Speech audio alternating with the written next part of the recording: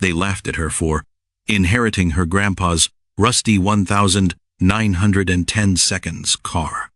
The room laughed when her name was called. Land went to everyone else. She got a rusted car no one wanted. Her stepmother mocked her.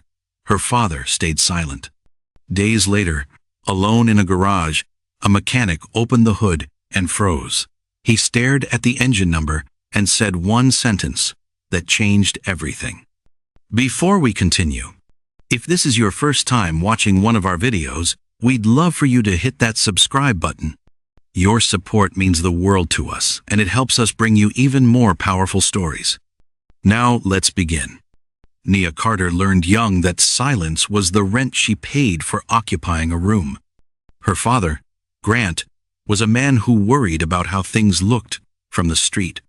He had married a black woman who vanished before Nia could remember her face, leaving Nia as the living evidence of a chapter Grant wanted to forget. In that house, she wasn't a daughter. She was a mistake he hadn't figured out how to correct. When Grant brought Marla home, the temperature in the house dropped 10 degrees. Marla wasn't the type to yell. She was far more efficient. She served Nia's dinner on the chipped plates. She introduced Nia to neighbors with a tight smile and a tone that sounded like an apology. Grant saw it all. The slights, the small cruelties, and he looked at the wallpaper.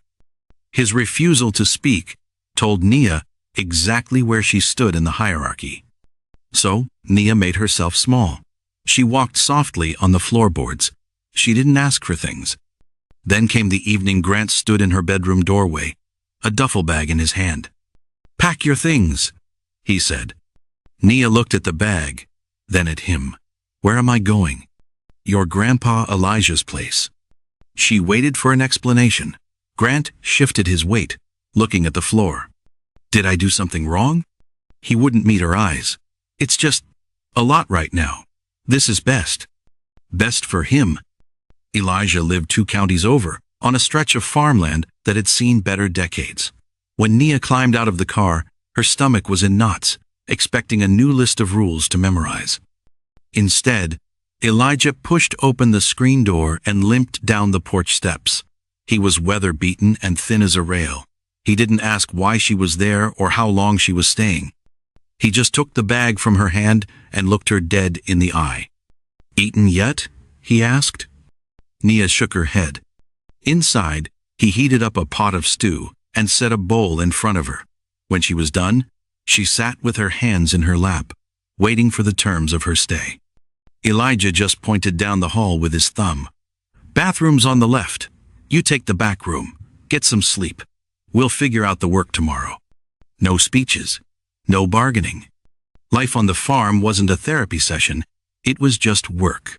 Elijah fixed fences, sharpened tools, and moved with a slow, deliberate rhythm. He taught Nia how to haul water buckets without sloshing them, and how to fix a mistake without apologizing for existing. When she screwed up, he didn't sigh or roll his eyes. He just handed her the tool again. Behind the farmhouse sat a shed that leaned slightly to the left. Inside, under a heavy canvas tarp, sat the shape of an automobile. The air in there smelled of oil and old dust. Nia watched Elijah lift the corner of the tarp once, wipe a smudge of dust from the fender, and cover it back up. He treated that heap of metal with more tenderness than most people treated their children. Years went by. Nia grew up. She stopped hunching her shoulders. When she turned 18, she moved to the city to find her own way, but she carried Elijah's quiet way of doing things with her. 3 years later, the phone rang at 4 a.m. A neighbor told her Elijah had passed in his sleep. Nia sat on the edge of her mattress, looking at her palms, fighting the urge to crawl back under the covers and disappear. Instead, she got up, put on black clothes, and drove back to the farm. The will reading was held in a generic conference room, usually reserved for insurance depositions. The air conditioner hummed too loudly. Relatives crowded in, folding chairs scraping against the linoleum. The chatter was polite, but their eyes were sharp, calculating the math of the inheritance. Nia sat in the back row. A cousin whispered to an aunt, and they both suppressed a giggle. Nia stared at a water stain on the ceiling. She knew how this worked. Grant walked in late, Marla clinging to his arm like a trophy. He gave Nia a stiff nod and sat near the front. The lawyer, a tired man with smudged glasses, started reading. He went through the land first. Parcels, acreage, property lines. Heads nodded, people scribbled figures in notebooks. When Grant got the north pasture, Marla squeezed his hand. Someone whispered that developers were already looking at that land. Nia's name didn't come up. She wasn't surprised. She felt the old tightness in her chest, the familiar sensation of being invisible. Then the lawyer paused. Nia Carter. The room went still. A few heads turned, looking confused that she was even on the list. One automobile, the lawyer read, currently stored in the outbuilding. A touring model, roughly 1,910, origin unclear. The silence hung for a second before the laughter started. It began with a chuckle from the left. Then Marla let out a short, sharp laugh. She leaned back, shaking her head. "That pile of junk," someone said. Grant stared at the table, saying nothing. "Is that it?" a cousin muttered. The lawyer looked up, waiting for an objection. There wasn't one. Nia felt the heat crawl up her neck. It wasn't shame. It was anger. She thought of the shed, the way Elijah's hands moved over that tarp. She stood up. Her chair made a loud screech against the floor. The room went quiet, eyes fixing on her. "I'll take it," she said. Marla laughed again. "Knock yourself out, honey. Saves us the hauling fee." People filtered out quickly after that, discussing real estate prices and quick sales. No one said sorry for her loss. Nia walked out alone. She didn't go home. She drove straight to the farm. The shed door was stuck, swollen from the humidity. Nia yanked it open and stepped into the gloom. She walked up to the covered shape and pulled the tarp back. She put her hand on the cold metal of the hood. Her breathing slowed down. Elijah hadn't left her a joke. He'd left her the only thing he actually loved. Nia didn't tell a soul she had the car. She rented a flatbed trailer and winched the car onto it herself. The wheels were seized and the metal groaned, but she took her time. She drove 10 miles under the limit, all the way back to her apartment complex. It barely fit in her rented garage unit. When she pulled the door down, the darkness felt heavy, like a secret. She started cleaning it that weekend. Elijah's voice was in her head. "Don't guess. Look." She used a bucket of warm water and soft rags. The water turned brown instantly. As the layers of grime washed away, she saw the details. The rivets weren't machine-stamped. They were hand-set. The curves of the fenders were uneven, hammered out by a person, not a press. While she was wiping down the rotting leather of the seat, her fingers brushed something stiff tucked into the springs. She fished it out. A folded piece of paper. It was Elijah's handwriting. He wrote that the car wasn't for selling. It was for keeping. He wrote that he'd watched the family for 40 years and knew exactly who saw dollar signs and who saw history. He said Nia was the only one who ever asked how to fix things, never what they were worth. He warned her they would laugh. He told her to let them. Nia sat on the concrete floor and pressed the paper to her forehead. She didn't cry. She just felt a solid weight settle in her gut. The next day, she called a mechanic she knew, a guy named Roy who worked on old trucks. She asked if he could get it running. Roy walked around the car 3 times without saying a word. He squatted down by the front grille. He popped the hood latches and stared at the engine block. He didn't make a joke. He got very quiet. "Where'd you get this?" "My grandfather." Roy stood up and wiped his hands on a rag. "That's not a standard VIN. That's not even a standard block."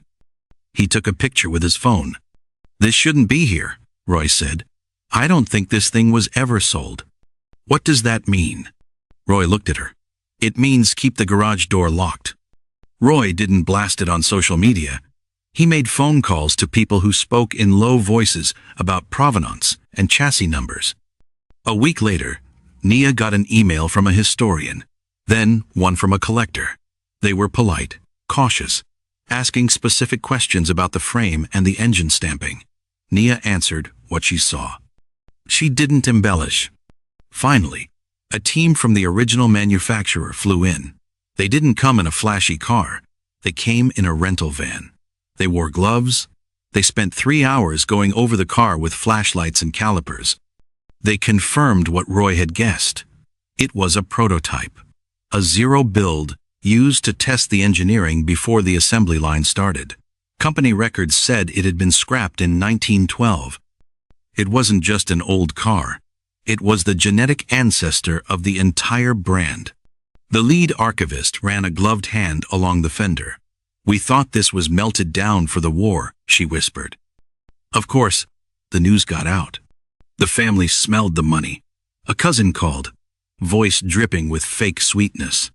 Then Grant called, sounding stiff, talking about family heirlooms and oversights. Marla sent a text suggesting lunch. Nia didn't answer any of them. A week later, the lawsuit landed. The family claimed Elijah was senile. They claimed Nia had manipulated him. They claimed the car was part of the general estate and not the specific bequest. Nia read the papers, put them in a folder, and went to work. In court, the family sat in a row, looking confident. They were used to getting their way because they were loud. Nia stood alone. Her lawyer handed the judge Elijah's note. The judge read it. Then he looked at the will. Was the item listed? The judge asked the family's lawyer. Yes, Your Honor. But the value was... The value is irrelevant. The judge cut him off. The deceased was specific. The family had the opportunity to object during probate. They chose to mock the bequest instead. The gavel came down. The car was hers. Outside, Grant tried to catch her eye, looking like he wanted to explain.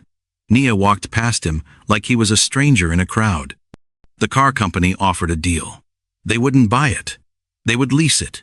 It would go into their museum as the centerpiece.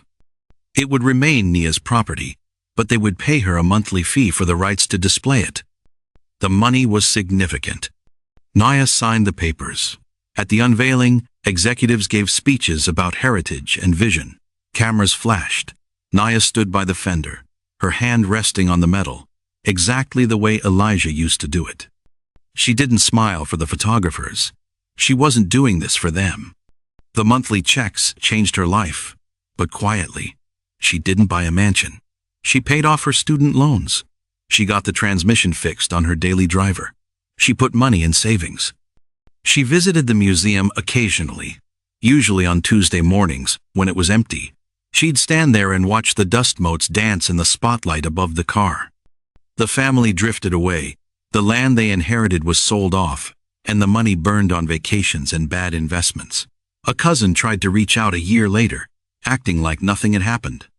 Nia deleted the voicemail. She wasn't angry anymore. She just had nothing left to say. At a donor dinner, a VP asked her how it felt to own something worth millions.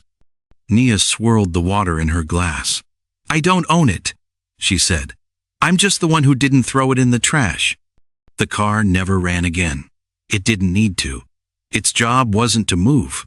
Its job was to survive. On the anniversary of Elijah's death, Nia drove out to the old farm. The shed was still there, the door banging slightly in the wind. She stood in the empty space where the car used to be. She didn't feel triumphant. She just felt tired and grateful. The people who laughed at her had chased the fast money and lost. They wanted the harvest without doing the planting.